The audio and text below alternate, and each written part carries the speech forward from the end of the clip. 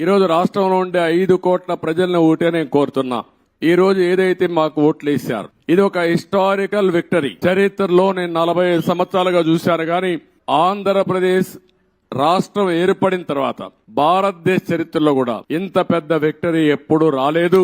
ఒక్క మాటలో చెప్పాలంటే వన్ సైడెడ్ గా ఇలాంటి ముఖ్యమంత్రి పనికి రాడు, ఇతను అవసరం లేదని తీర్పిచ్చి బ్రహ్మాండంగా ప్రజలు ముందుకొచ్చారు. 95,000 మెజారిటీ ఒక నియోజకవర్గంలో 11 సీట్లు కూడా రాలా వీళ్లకు.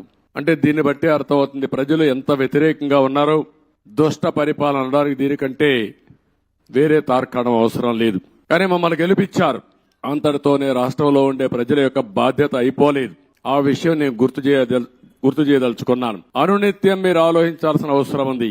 రాజకీయాలకు పనికిరాని వ్యక్తి, ముఖ్యమంత్రికి అర్హత లేని వ్యక్తి ఆ పదవి వస్తే ఏం చేస్తాడో 5 సంవత్సరాలు మనం చూశాం.